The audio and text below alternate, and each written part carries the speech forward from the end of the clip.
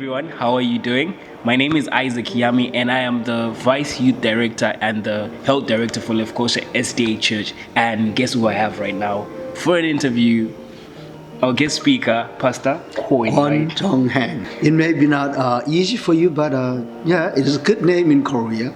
It's a good name in Korea. It is a good name generally. Okay, and thank you. I'm pleased to actually have this opportunity to talk to you as well. So getting into what we're supposed to talk about, introduce yourself and how long you've been doing ministry. Well, I started my ministry since 1983.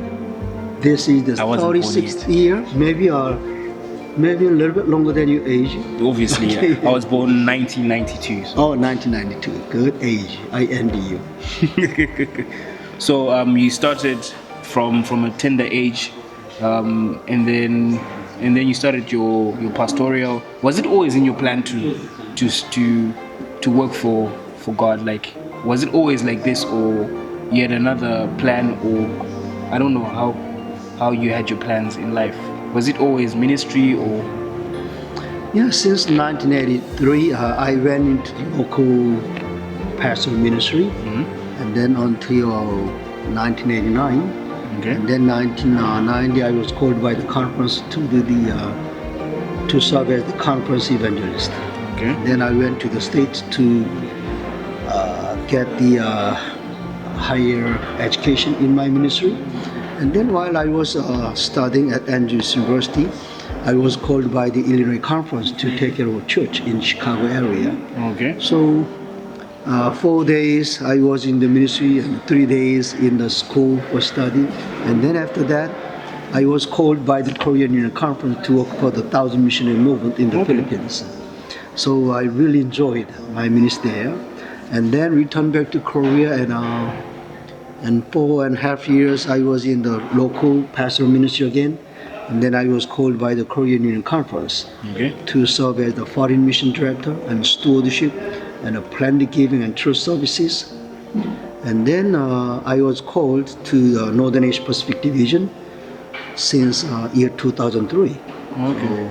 In the division office, I served as a ministerial and a stewardship and mostly advanced mission. Okay. But since year 2015, General Conference made a special decision to provide a salary and travel budget to 13 division stewardship ministry directors, subject to having only one hat.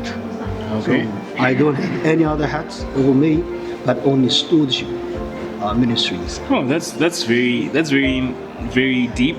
Like, there's a lot of things that you've just generally spoke about, and I'm really inspired because from where you're talking about where you started and then where you ended up, I believe there were so many years for all of that to happen. You moving to America, you studying this, and so forth. And how are you loving the camp as our guest speaker? And do you want to tell people what you're talking about generally? I take a deep breath because I get so much excited by the energy of our students. Okay. This is a special country. So local people, it is not easy to share their faith with neighbors, but as a foreign student from another continent to this, so you have an extraordinary opportunity to share your faith or share your influence as an Adventist Christian. So, and then as I saw the students, almost 100 people. Yes, we were quite a lot actually. And their music and their response to the messages. It was an extraordinary one that I can experience in another continent or in another countries. So, well, I came here to share the message, but actually, I'm more blessed. Wow, that's by the atmosphere, by your response. So I got much energized. That's amazing. That's really amazing, and we're also happy to have you. So, as you've seen, our congregation is basically youth. What kind of advice and where do you see the ministry for youth in the future? Do you think young people have a shot at making sure that the gospel reaches every single part of the world? where do you think ministry is going for us as young people? You know, when I was serving in the local churches, I used to have youth ministry directors, youth pastors. But their main effort was how to entertain the young people in the church. So the young people, they are pursuing the entertainment, the strong entertainment. They are ready to leave the church and to follow that. To follow entertainment, obviously. But as I watch some successful young ministers who are trying to teach how to train the young people, I mean, in terms of the teaching them the remnant church's identity and mission of the remnant church. And on the basis of the book of Daniel and book of Revelation, I found that they never leave the church.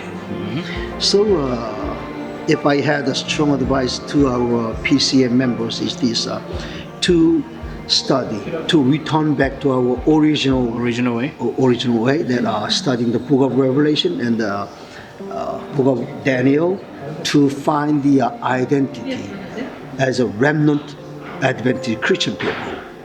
And then as they equipped with that kind of spirit and knowledge, and then you can reach more people. More people, right? I do concur with everything that you've just said, because we're living in the end times, and people who watch soccer would generally say it's the stoppage time. Anything can happen. The Son of Man could just come, and we really need to be equipped and learning more about prophecy. And you spoke about us being prophets as well, I remember, and which is good for us to learn more about prophecy. And I was thinking, do you think young people how can we get them to be more involved and wanting to learn more about God, so that they can evangelize, not only listen, but to go out there so that they can share? Yeah, first of all, we need to have a special individual, how can I say, devotional time on a regular basis every day. So before we try to reach other people, we must be reached by God first. Okay. And then as we share the gospel with our fellow friends in the colleges or in the community, we should understand about the postmodernism.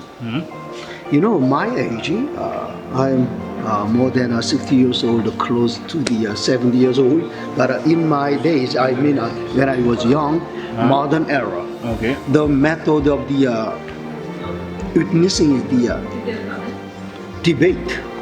So these days we are looking for the non-Christian people, but those days Adventist people, we are following only the Christian people. And one of the phenomenon of those days, they read and reason, and they try to understand what the truth is.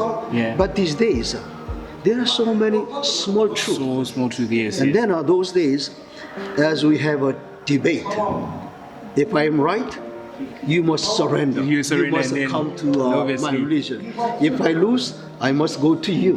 So truth or forth. But now everything is. But these days, so many. And as we give Bible study, they say that don't tell me only your truth. I have truth also. They do. In the past, there's only two colors, either white or black. But these days, there are so many different colors. So we need to develop how to reach those postmodern minded people. Or if we try the old method only, old method to win the people, there are some kind of steps. Number one, we need to contact person.